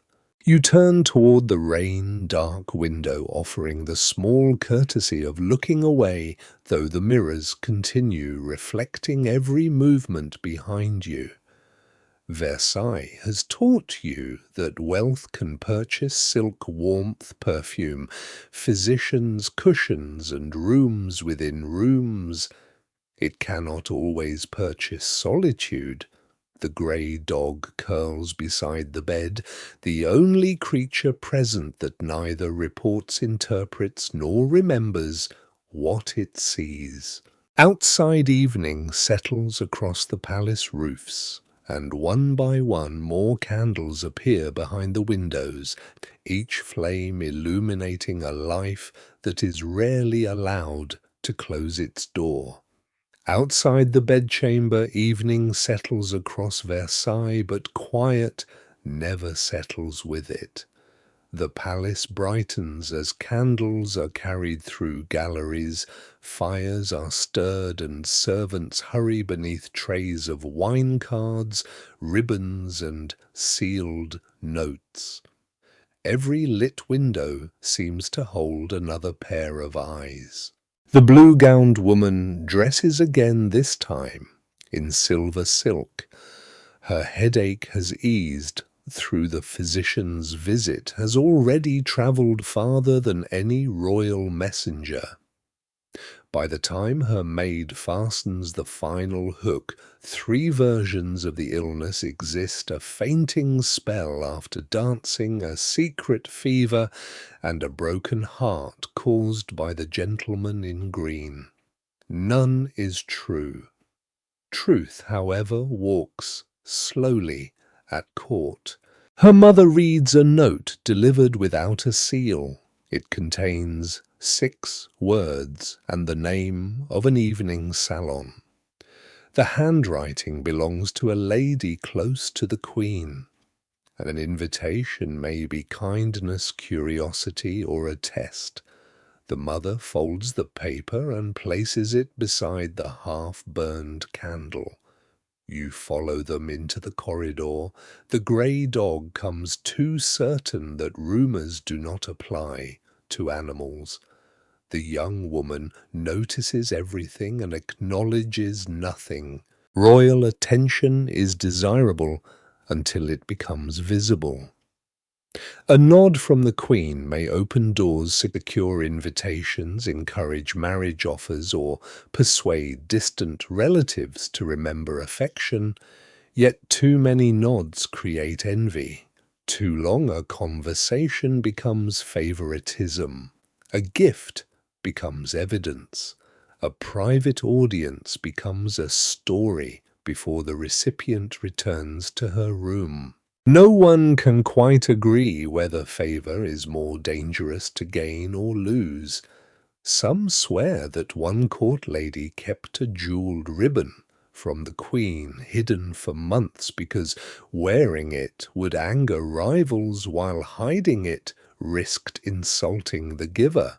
Those who tell the tale never fully agree what she did, though several insist the ribbon vanished into a convent treasury. The salon is smaller than the ballroom, but more dangerous. Chairs form a circle near the fire. Cards lie upon a table. A silver pot releases spiced wine. Women sit according to privilege, while gentlemen stand behind them or lean near the mantel. Conversation appears light, but each person watches where the Queen's favourite glances and whom she invites closer. The blue-gowned woman is presented to the hostess. She curtsies and receives a place near the window, neither honoured nor dismissed. Her mother sits where she can observe without hovering. A lady with red feathers asks whether the gentleman in green danced well. The question arrives wrapped in amusement. The young woman replies that the musicians played beautifully. The lady smiles. It is not an answer which makes it correct. Across the room, the gentleman appears. He bows to several women before approaching the card table. He does not look toward the window immediately. When he finally does, his glance lasts only a moment. That is enough. Fans shift. One whisper begins beside the hearth and reaches the door before he draws his next card. A woman's reputation depends not only upon what she does, but upon what others enjoy imagining. A smile may suggest encouragement. A refusal may suggest concealed passion. Silence may imply guilt. Explanation may imply panic. The safest path changes beneath every step. The mother opens her fan and speaks with an elderly duchess. The duchess controls invitations to private gatherings. Her favor matters. Her dislike matters more. She asks whether the young woman intends to remain long at court. The mother answers that family duty will decide. This means perhaps. It also means the question is unwelcome. Near the fire, card players wager counters. A lucky hand may draw admiration, but too much luck attracts suspicion. Some ladies carry charms sewn into their sleeves, a dried clover, a saint's medal, a fragment of coral or parchment marked with a protective prayer. Even now it is hard to tell whether these objects improve fortune, though they provide something to blame when fortune fails. The grey dog settles beneath the card table. A gentleman loses 3 hands and begins looking at the animal as if it has entered an alliance against him. Then a royal attendant crosses the room and speaks quietly to the hostess. The hostess turns toward the blue-gowned woman. The queen wishes to see the silver embroidery on her gown. For one instant, the room becomes still. The young woman rises. She crosses the salon without hurrying, carrying her skirts in one hand. She curtsies before the queen, who touches the embroidered edge of one sleeve and asks where the work was done. The woman names a convent workshop near her family estate. She praises the nuns' skill and adds that their winter roof requires repair. It is a careful answer.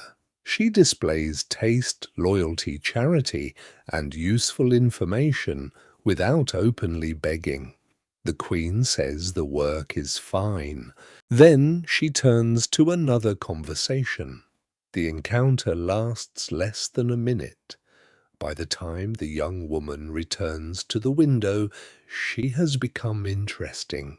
The lady with red feathers offers spiced wine. A gentleman requests an introduction. The elderly duchess invites her mother to visit. The gentleman in green remains at the card table attentive to a losing hand. Favor warms the room, but envy moves through it like a draught beneath an oak door. The young woman drinks once from the cup. Her smile remains modest. She does not touch the embroidered sleeve the queen admired. To appear proud would be dangerous. To appear indifferent would be worse. A whisper reaches her mother that the silver thread was chosen to imitate a princess's gown. Another claims the convent workshop employs a disgraced court embroiderer. Neither story existed an hour ago. Her mother closes her fan. They leave before the rumors can grow roots around their chairs. In the corridor, the young woman finally exhales. The grey dog trots beside her. Rain has stopped, and moonlight lies across the courtyard stones. You walk toward the bedchamber while servants extinguish candles. Behind closed doors, the palace continues speaking. The Queen's praise has lifted the young woman, but it has also placed her where more people can see her fall. She touches the silver sleeve once, then lowers her hand, carrying favor, fear, and reputation together through the darkened gallery. The silver sleeve disappears beneath a dark cloak as the young woman leaves the gallery. Versailles still murmurs behind its doors, but the hour has thinned the court. Card tables stand abandoned beneath guttering candles. Servants collect glasses, fold linen, and sweep crumbs from floors that will appear untouched by morning. Somewhere a final violin is returned to its case. You follow the household downstairs. The grey dog leads. At the cloakroom, damp wool from the morning has dried beside the brazier. Your cloak smells of smoke, rain, and the road. The servant returns it without comment, though one sleeve carries a pale streak of palace dust.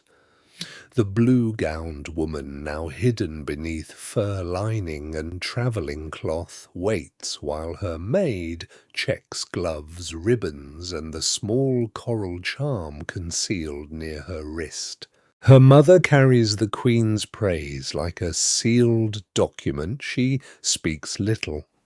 A compliment offered in public must be protected in private, especially before servants, cousins, rivals, and doors that appear to have excellent hearing. The coach is ordered for before dawn. Until then, the women rest in a guest chamber near the outer court. Rest is not quite sleep. A maid removes jewellery and counts each piece twice. Another wraps the silver gown in linen and lays it inside a chest with lavender against moths. The young woman drinks warm ale flavoured with spice, then eats bread and a little smoked fish left from the servants' table. Ceremony has finally released her appetite. You share coarse bread beside the hearth. The dog receives fish openly now. After surviving royal apartments, chapel, dinner, dancing, gossip, and a princess's footstool, it has earned a title, though no one agrees which one. The fire burns low. From beyond the wall comes the rattle of carts entering palace kitchens with flour, eggs, onions, and winter vegetables. Court nights end only because court mornings must be supplied. Bakers knead before courtiers wake. Stable hands curry horses in darkness. Laundresses sort linen by candlelight. Scullions scrub pans blackened beneath sauces praised as effortless. The palace rests upon thousands of ordinary hands, most of them cold. No one can quite agree whether Versailles makes women powerful or merely teaches them to disguise power as obedience. The young woman has spoken carefully, moved slowly, eaten, modestly danced, precisely prayed visibly, and endured inspection from strangers. She has been praised for embroidery she did not sew and suspected of feelings she did not confess. Her success depends upon being seen, yet safety depends upon controlling what others believe they see. Outside, the rain clouds break apart. A stable bell rings. The maid relights the half-burned candle from the dressing room, carried down in a small holder because good wax is never wasted. Its flame leans in the draught.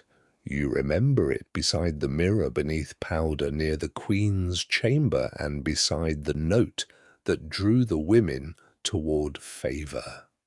It has shortened through the day as though court life consumes wax and patience at equal speed.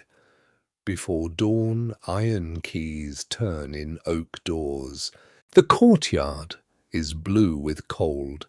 Grooms lead horses from the stable, their breath drifting in white clouds. Wheels wait upon wet stones. A broken cart near the gate has one side raised on a wooden block, and a servant mutters over its axle. It is not your coach which feels like Providence in its most practical form. The young woman steps outside. She does not glide now. Beneath her cloak she walks carefully, but naturally relieved of the mirrored floor and watching court. Her maid lifts the hem from puddles. Her mother enters the coach first. The daughter pauses and looks back. Windows rise above her in long rows, some dark, some still glowing. Behind them, women sleep under embroidered curtains, whisper with maids prepare for childbirth, nurse headaches, write letters, hide charms and rehearse tomorrow's expressions. Their rank may decide who sits, who enters, who speaks, and who holds the Queen's shift. It cannot spare them from being watched. The woman climbs into the coach. You take a place beside the driver, wrapped in your smoke-scented cloak. The grey dog jumps onto the rear step before anyone can refuse it passage. Beyond the arch, dawn waits over the road, untouched by titles, perfumes, jewelled fans, or the careful silences of rooms where every glance has carried a price and every courtesy has concealed a calculation through the long day. The gates open, wheels begin to turn. Versailles recedes behind you first as walls and roofs, then as a pale shape beneath the paling sky. The road receives the coach without ceremony. Hooves settle into a slow rhythm. Mud presses softly beneath the wheels. Bare branches hold beads of rain, and the fields beyond them rest under frost. No one speaks for a while. The young woman leans against the cushioned wall, her eyes closed, her silver sleeve folded safely away. Her mother sleeps with one gloved hand upon the jewel case. The maid draws a wool blanket over both of them. Behind the coach, the dog curls upon the narrow step nose tucked beneath its tail, trusting the road more easily than any courtier trusts a smile. A village bell sounds before sunrise. Its voice crosses hedges, roofs, winter gardens, and the dark river moving quietly beneath mist. It does not ask who may sit upon a stool, who may open a door, or how deeply anyone should bend. It simply marks the hour and fades. You breathe into the cold air and feel the palace loosen its hold. The mirrors are far behind, the whispers soften, the candles become distant stars, then vanish. Ahead waits a roadside fire, coarse bread, warm pottage, and perhaps A monastery guest house where damp straw lies beneath soot-black rafters. None of it is grand, yet all of it is simple enough to understand. The horses continue gently onward. Nothing follows except soft hoofbeats and the steady breathing of horses. Your hands grow warm beneath the cloak. Your shoulders settle. The road darkens into quiet, and the last roofs of Versailles dissolve into morning mist. You need not remember every rule now. You may simply rest while wheels turn, bells fade, and the long medieval night carries you safely towards sleep.